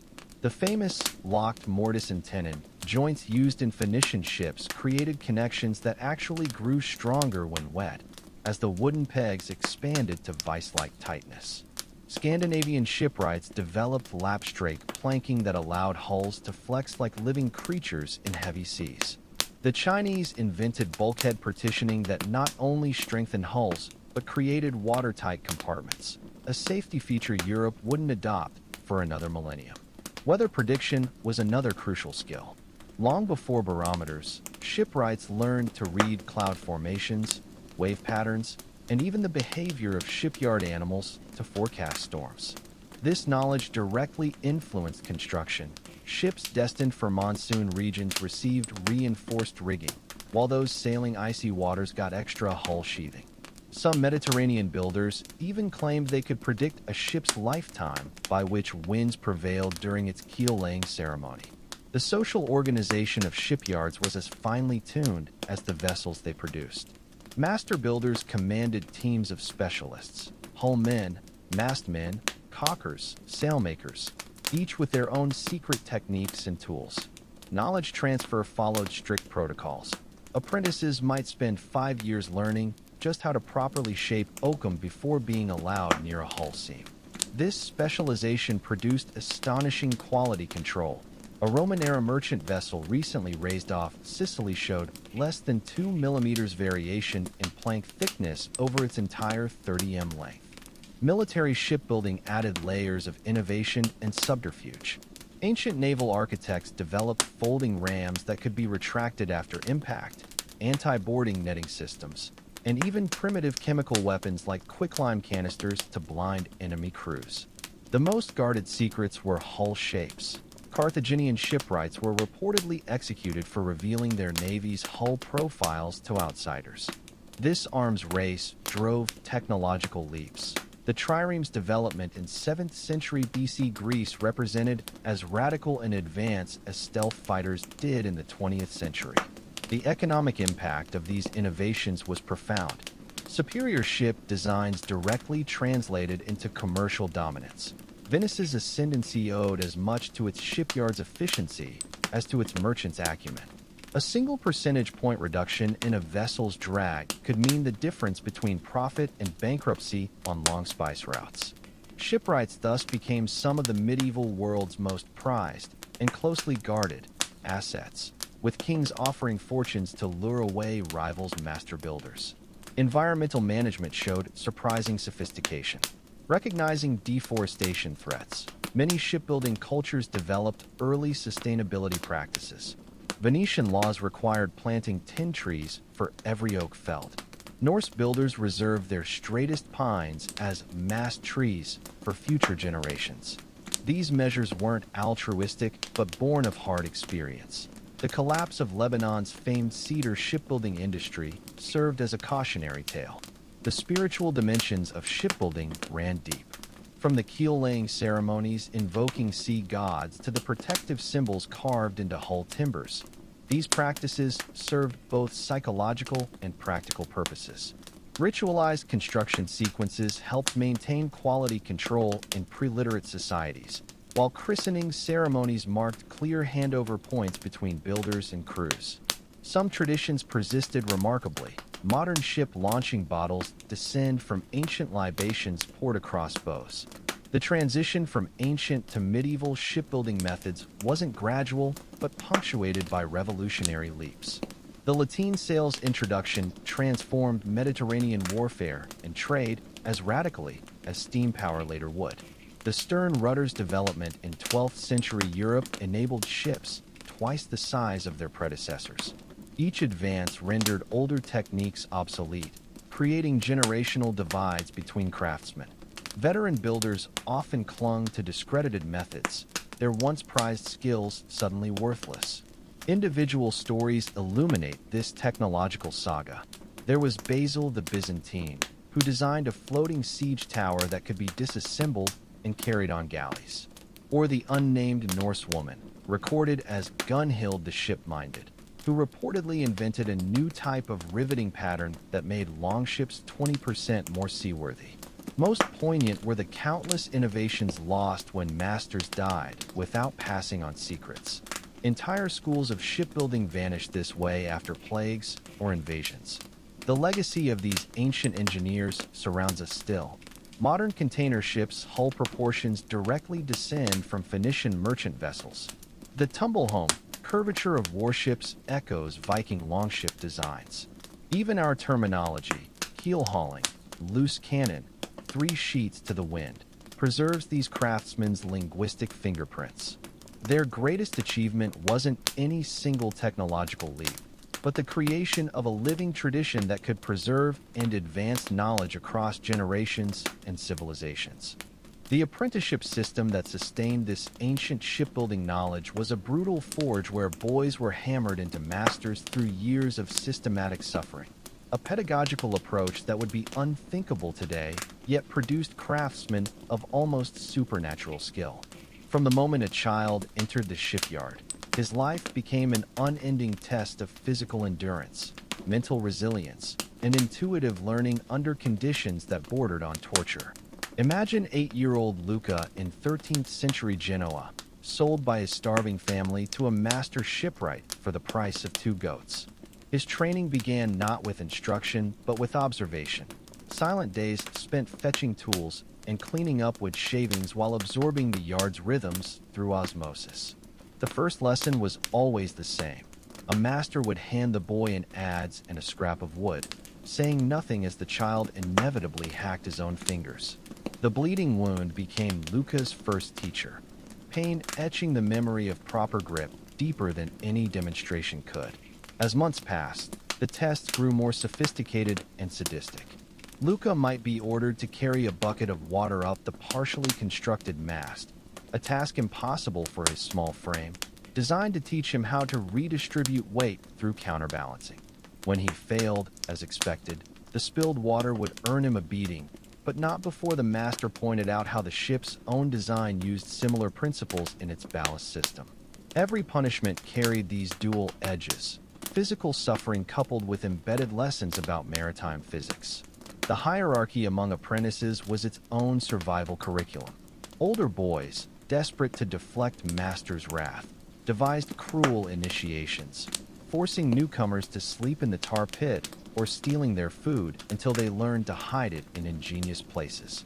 Luca discovered that wrapping his bread in oakum made it unpalatable to thieves, but still edible to someone starving enough.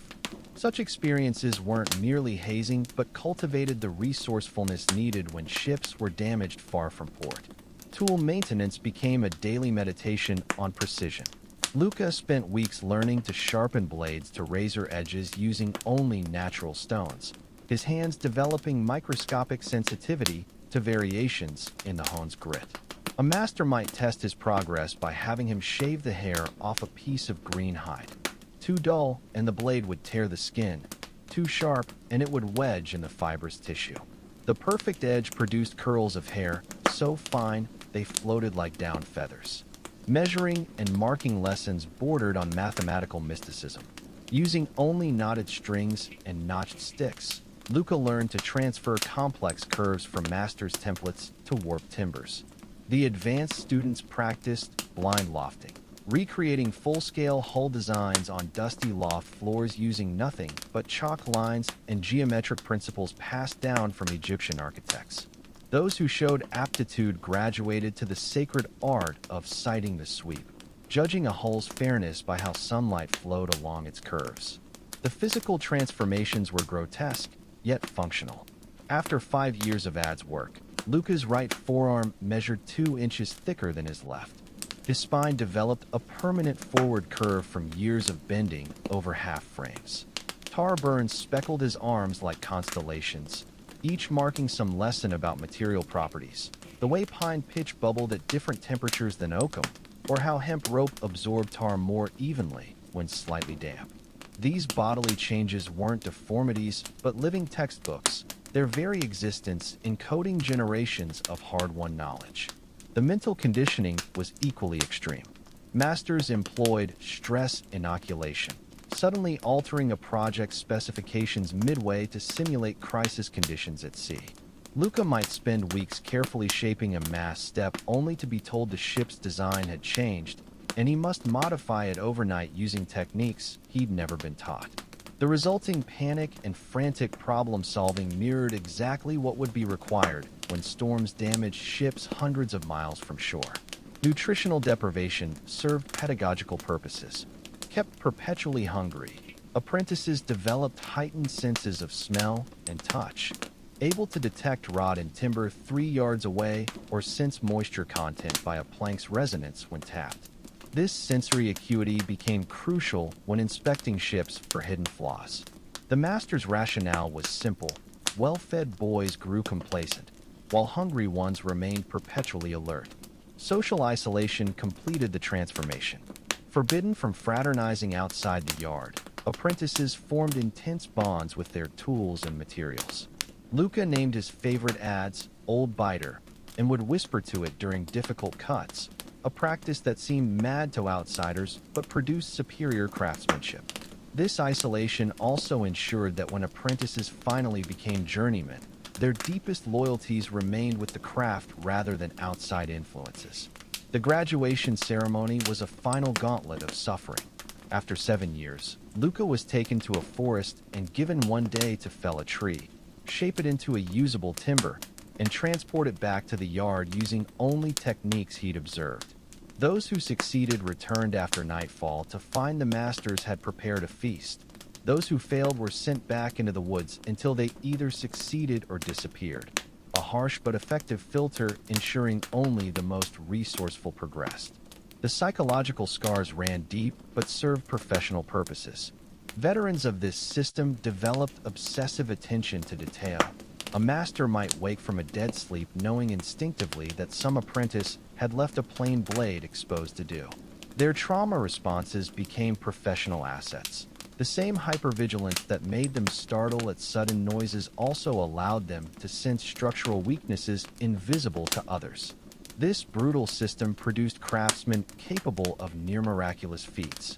Shipwrights trained in this tradition could estimate a vessel's displacement by tasting seawater it floated in, or predict exactly how much a mast would bend under specific wind conditions just by running their hands along the grain. Their intuitive understanding of materials and forces bordered on the supernatural, until one remembers it was literally beaten into them over decades. Modern attempts to recreate ancient ships consistently fail to match their original's performance, not because we lack technology, but because we lack the inhuman rigor of this training system. The closest analog today might be elite special forces training, but even Navy SEALs aren't subjected to 7-year immersions starting at single-digit ages. The tragedy is that this knowledge, paid for in generations of children's suffering, was so fragile. Plagues could wipe out master-apprentice chains in weeks. Wars scattered shipbuilding communities beyond recovery. And with each lost lineage, some irreplaceable technique vanished forever, like the Roman method for making flexible pitch that modern chemists still can't replicate. The forest was alive with the sound of axes biting into ancient oak as dawn mist clung to the trees like ghostly sails. For the shipwrights of medieval Scotland, this was where their sacred craft truly began, not among the salt-stained timbers of the shipyard, but here in the cathedral quiet of old-growth forests where the bones of future vessels still stood rooted in the earth. These master craftsmen approached timber selection with near-religious reverence. Each tree was evaluated through a multisensory ritual passed down through generations. Calloused palms would glide over bark, reading subtle undulations that hinted at the grain patterns hidden beneath. Knuckles wrapped against trunks produced tonal variations that signaled density and resilience. A healthy oak emitted a clear, bell-like ring, while compromised wood gave a dull thud. Some veterans even tasted wood shavings, their tongues detecting the faint metallic tang of high tannin content that promised superior rot resistance. The actual felling was timed with celestial precision. Winter-cut timber, harvested when sap receded to the roots, was prized for its stability. Moon phases dictated optimal cutting times. Many masters insisted the waning moon drew moisture from the wood, producing planks less prone to warping. The ceremony began before first light, with offerings of bread and ale left at the base of the chosen tree. As axes bit into the trunk, The rhythmic blows echoed through the forest like some primordial heartbeat, each strike carrying the weight of generations. Transporting these arboreal giants to shipyards became an epic feat of pre-industrial engineering. For coastal operations, ox teams would drag logs along greased wooden skids to riverbanks, where they'd be lashed into massive rafts. The most skilled log drivers, men with almost supernatural balance, would guide these floating islands through treacherous rapids, their long poles flashing as they danced across the bucking timbers. Many a season's worth of precious wood was lost to capricious currents, the sunken logs becoming waterlogged and useless within weeks. At the timber yards began the alchemical process of transformation. Fresh-cut logs were carefully sorted and stacked using an elaborate symbolic language. A circled cross for potential keel wood, 3 parallel lines for planking stock, a spiral for pieces needing special attention. The seasoning process was both science and art, requiring constant monitoring and adjustment. Some masters buried logs in wet sand for slow, even drying. Others constructed elaborate shed systems with adjustable louvers to control airflow. The shipwrights' relationship with wood bordered on the mystical. They understood that timber was never truly dead, but merely transitioning between states of being. A plank cut from the north side of a tree, having spent its life battling harsh winds, would exhibit greater tensile strength than its sheltered southern counterpart.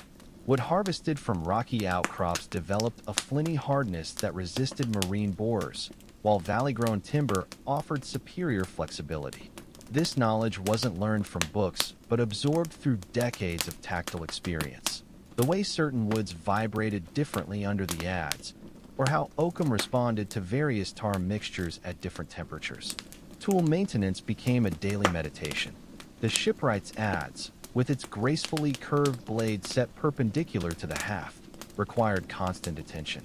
Honing its edge on waterstones worn smooth by generations of use produced a mirror finish capable of shaving end grain with surgical precision. Broad axes used for rough shaping had their handles meticulously wrapped in wet leather that tightened as it dried, creating perfect grips customized to individual users. Even the humble chalk line was treated with reverence, its string impregnated with colored pigments mixed from secret recipes that ensured crisp, visible marks in all weather conditions. The actual conversion of logs to ship components was a violent ballet. Using nothing but muscle and steel, teams of craftsmen would reduce massive trunks to precisely shaped members through a combination of brute force and delicate finesse. Pit sawing, where one man stood atop a log while another worked in a sawdust-choked pit below, was perhaps the most grueling task in the entire shipyard.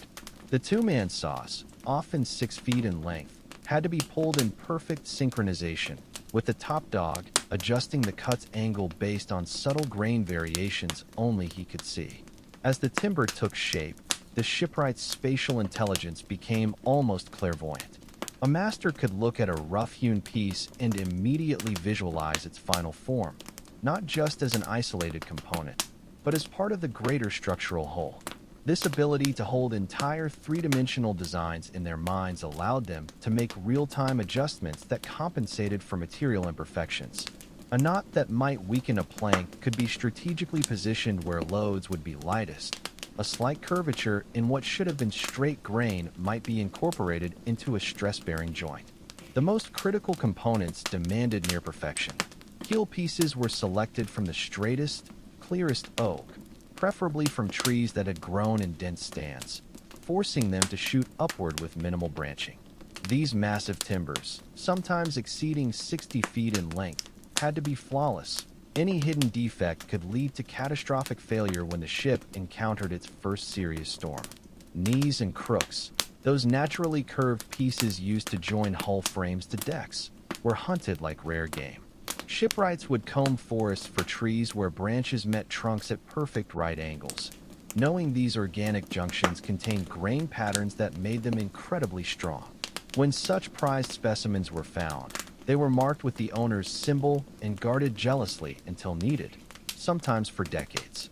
As the seasons cycled, the The timber gradually transformed from forest giants to carefully curated ship components.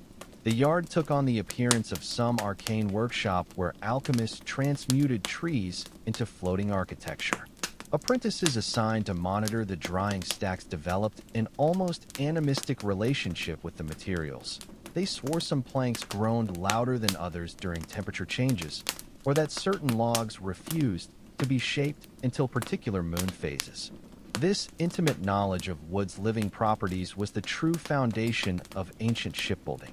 Modern engineers, with their standardized materials and computer models, can scarcely comprehend the depth of understanding required to work successfully with such variable natural materials. The shipwright's craft wasn't simply about forcing wood into submission, but about listening to its secrets and guiding it toward its highest purpose. A partnership between human intelligence and organic wisdom that produced vessels capable of conquering the world's oceans. The rope makers who supplied these shipyards were practitioners of an arcane art that transformed humble plant fibers into the sinews of maritime empire. Their workshops, long, low buildings stretching hundreds of feet like paralyzed serpents, housed a specialized hell where human endurance battled physics daily. Within these shadowy spaces, generations of craftsmen perfected techniques for twisting vegetable matter into cords strong enough to restrain sailing vessels in hurricane-force winds. Hemp cultivation was the first link in this punishing chain. Farmers dedicated entire growing seasons to cannabis sativa varieties bred for fiber rather than intoxication. The harvest demanded precise timing. Stalks cut too early produced weak fibers. Too late, and they became brittle. Retting, the process of separating fibers through controlled decay, created vile-smelling ponds where stalks soaked for weeks until bacterial action loosened the precious strands. Workers who stirred these cauldrons of vegetative soup developed persistent lung infections from inhaling the anaerobic fumes. Inside the rope walks, apprentices began their torment at the hackling bench. Using iron spike boards, they combed raw fibers until their hands were cross-hatched with bleeding cuts. The finest strands were reserved for sailcloth and delicate rigging, while coarser fibers became the massive cables that anchored ships. Masters evaluated quality by feel, running strands between thumb and forefinger to detect imperfections invisible to the untrained eye. Those with the sensitivity to discern a fiber's song graduated to the spinning wheels. The rope-making process itself was a study in controlled chaos. Teams of men walked backwards down the endless rope walk, feeding fibers into spinning wheels while maintaining perfect tension. The lead spinner, often a veteran missing fingers from past accidents, orchestrated this dangerous ballet. His hands constantly monitored the forming rope's twist. Too loose, and the strands would unravel under load. Too tight, and the rope would lose elasticity. A single lapse could send snapping strands whipping back with bone-breaking force. Different rope types served specific purposes that demanded tailored construction. Standing rigging, the fixed ropes supporting masts, required maximum strength with minimal stretch. These were made from the finest hemp fibers, soaked in hot tar until the resin penetrated every strand. The resulting cables were virtually waterproof and resistant to rot, but so stiff they could barely bend around pulleys. Running rigging needed flexibility to fly through blocks and tackles. Here craftsmen blended hemp with softer flax, creating cords that retained strength while remaining supple. Creating anchor cables represented the pinnacle of the rope maker's art. These monstrous cords, some thicker than a man's thigh, required the coordinated effort of dozens of workers moving in perfect synchronization. The process began with spinning individual yarns, which were then twisted into strands, and finally the strands wound into the finished cable. The tension during this final stage was tremendous. A snapping strand could recoil with enough force to decapitate bystanders. Workers developed rhythmic chants to maintain the precise timing needed, their voices rising above the constant creak of twisting fibers. Quality control tests bordered on the sadistic. Finished ropes were subjected to hanging weights that simulated the forces of a fully rigged ship in storm conditions. Veteran rope makers performed additional diagnostics, rubbing cords against their cheeks to detect unevenness, tasting fibers to assess resin content, even listening to the sound a rope made when dropped on stone. Those that passed inspection were coiled into massive skeins and submerged in vats of boiling pitch, the noxious fumes leaving workers lightheaded as they stirred the bubbling mixture with oar-like paddles. The health toll was catastrophic and cumulative. Rope makers developed permanent spinal twists from years of walking backwards while twisting fibers. Their lungs blackened from inhaling hemp dust and tar vapors, producing a characteristic cough that could be heard streets away. Chemical burns from pitch splashes left shiny scars on arms and faces, badges of honor in a profession where reaching 40 was considered remarkable longevity. Yet these physical sacrifices produced cords of astonishing quality. Some recovered from ancient shipwrecks remained stronger than modern synthetic equivalents. Sailmakers formed another elite caste within this maritime ecosystem. Their workshops resembled insane asylums where deranged tailors stitched colossal canvases. These weren't simple cloth squares, but engineered airfoils requiring mathematical precision in every stitch. Master sailmakers could cut patterns that accounted for how fabric would stretch under load, creating three-dimensional shapes while working on flat loft floors. The sewing process itself was a study in organized madness. Teams crawled across vast sail sections like beetles on a carcass, their curved needles flashing in the dim light. Seams were triple-stitched with waxed twine, then reinforced with leather patches at stress points, techniques making the finished product stronger than the base fabric. The physical toll was grotesque. Permanent spinal curvature from hunching over work tables, fingers twisted into claws by decades of gripping needles, and eyesight ruined by straining over minute stitches in poor light. Sail treatment introduced new hazards.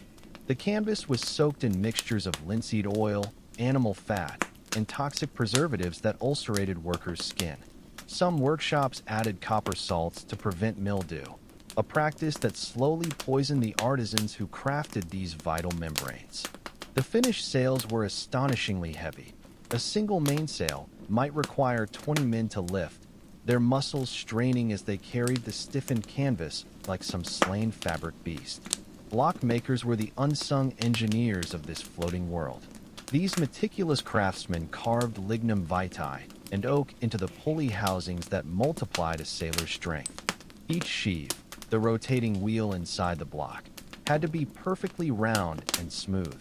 Any irregularity would create friction capable of burning through ropes under load. The best blocks were works of art, their shells dovetailed together without nails, then fitted with greased brass bearings that allowed effortless rotation. Metalworkers contributed their own brand of controlled violence to the process. Anchors were forged in infernal heats that turned workshops into replicas of Vulcan's furnace. Teams of blacksmiths took turns hammering white-hot iron under trip hammers powered by water wheels, their every strike sending up showers of sparks that burned through leather aprons. The shaping of chain plates, those critical straps holding masts to hulls, required annealing the metal to exact temperatures recognizable only by its incandescent color gradations. The final rigging assembly was a death-defying ballet performed high above the shipyard. Riggers, often former sailors who'd lost their sea legs to injury, scampered up makeshift scaffolding with coils of rope looped across their shoulders. Their work required the precision of watchmakers combined with the strength of stevedores. Setting up the standing rigging was particularly perilous. Each shroud had to be tensioned with exact force, calculated through complex formulas involving mast height and expected sail area. These men developed their own language of knots and splices, some so complex they resembled topological puzzles. The bowline, the clove hitch, the carrack bend, each served specific purposes under varying loads. Master riggers could tie them blindfolded while dangling from yardarms, their hands moving with unconscious certainty even as waves crashed below. The economic ecosystem surrounding rigging was vast and fragile. A single large ship might require miles of rope, consuming entire seasons' worth of hemp harvests from surrounding counties. Sailmakers' demand for quality flax drove agricultural patterns, while the insatiable need for tar linked maritime fortunes to distant pine forests. When war came, these supply chains snapped like overstressed rigging, leaving half-built ships stranded in yards like beached whales. The human cost was written in the bodies of those who survived. Rope makers developed permanent spinal twists from walking backwards in rope walks.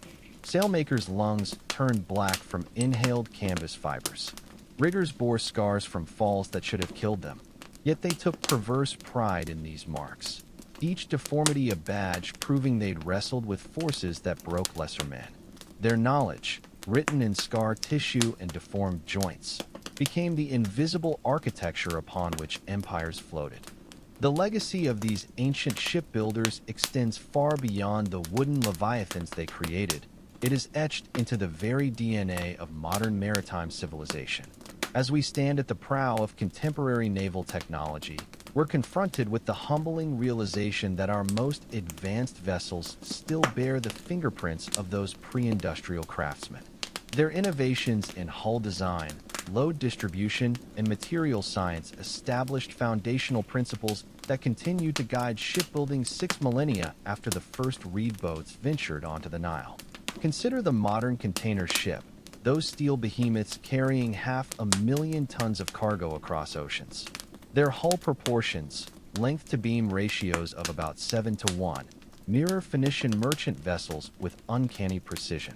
The bulbous bows we consider cutting-edge technology, a direct descendant of the dolphin striker, bows medieval Norse ships used to pierce Atlantic waves. Even our computational fluid dynamics simulations ultimately verify what ancient shipwrights knew instinctively, that certain hull curves produce laminar flows reducing drag by up to 18%. The organizational revolution sparked by these early shipyards still shapes global industry. Venetian arsenals pioneering assembly line concept, where ships moved through specialized workstations, predated Henry Ford's automobile plants by 700 years. Their workforce management systems, including standardized parts and quality control protocols, became blueprints for everything from aircraft manufacturing to Silicon Valley's agile development cycles.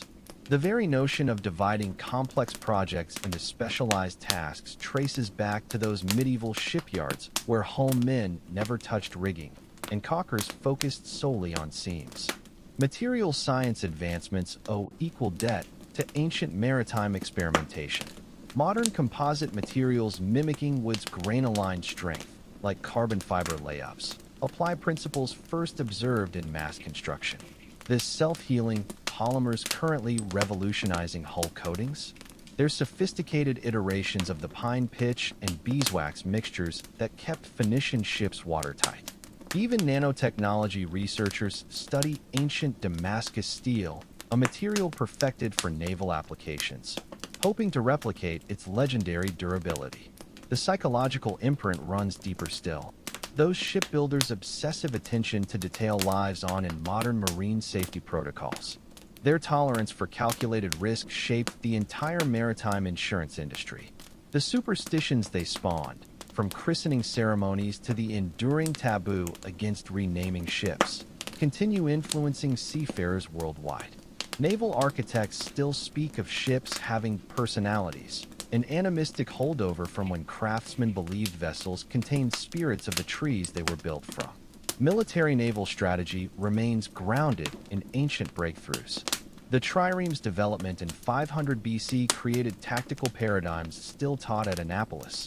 Concepts like crossing the T and raking fire originated with Greek admirals. Modern submarine warfare's silent running tactics descend directly from Venetian galley commanders' techniques for sneaking up on Ottoman ships. Even aircraft carriers' angled flight decks echo the innovative canted sail arrangements medieval Arab dhows used for windward performance. The environmental costs those early shipbuilders incurred still haunt us. The deforestation that fueled ancient navies created ecological wounds visible today. Lebanon's famed cedar forests never fully recovered from Phoenician harvesting. Modern sustainability efforts ironically return to their wisdom. Forest to ship, certification programs mimic Norse traditions of reserving specific trees for future generations. The very concept of cradle-to-cradle manufacturing was practiced instinctively by shipwrights who reused every wood scrap and rusted nail.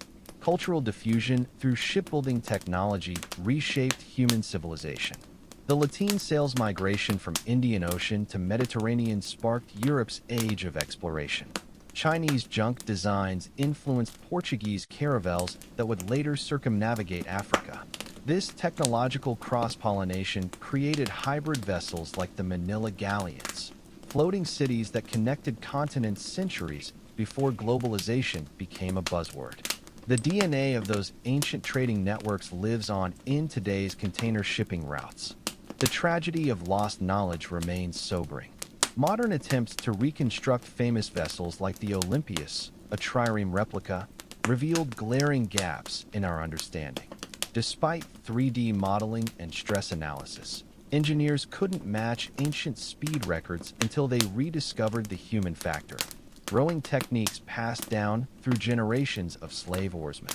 Similarly, Roman concrete's seawater resistance, a formulation perfected for harbor construction, continues eluding materials scientists despite decades of research. Educational systems still struggle to replicate the ancient apprenticeship model's effectiveness. Finnish naval academies have experimented with total immersion training inspired by medieval shipyards, finding students develop intuitive material understanding no textbook can provide. But the physical and psychological costs, the very brutality that forged such deep learning, are rightly deemed unacceptable today. This leaves modern engineers with a paradox: how to preserve hard-won empirical knowledge while respecting human dignity. The philosophical implications run deeper still. Those ancient craftsmen worked within nature's constraints rather than attempting to dominate it, a lesson we're relearning through climate change. Their vessels achieved sustainability through elegant adaptation, like Chinese junk's flexible bulkheads, rather than brute force engineering. In an age of melting glaciers and rising seas, this harmony between human ingenuity and environmental limits may prove their most valuable legacy. As autonomous cargo ships begin plying ancient trade routes, they carry invisible passengers, the ghosts of those long-dead shipwrights. The algorithms guiding these unmanned vessels still incorporate hydrodynamic principles first deduced from observing fish scales. The collision avoidance systems use decision trees remarkably similar to Polynesian wave-reading navigation.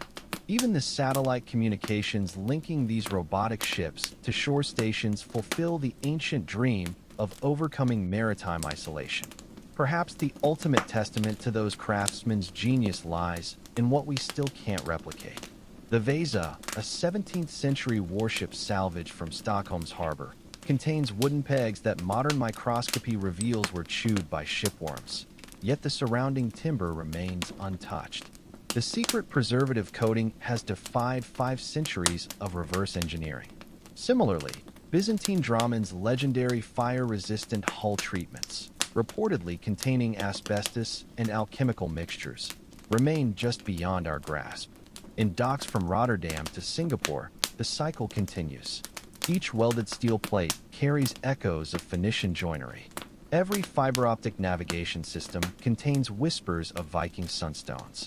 The very concept of global trade, now conducted by megaships carrying 24,000 containers, was born when the first reed boat ventured beyond sight of land.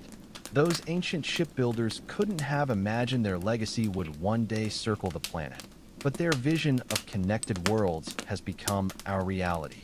The final irony? As we develop biodegradable hull materials and algae-based ropes, we're coming full circle to those early sustainable practices. The new discipline of biomimetic ship design, modeling hulls on whale skin or propellers on kelp fronds, simply rediscovers principles nature revealed to our ancestors. The future of maritime technology may well lie in finally understanding what those ancient craftsmen knew all along: that true innovation comes not from conquering nature, but from listening to its wisdom.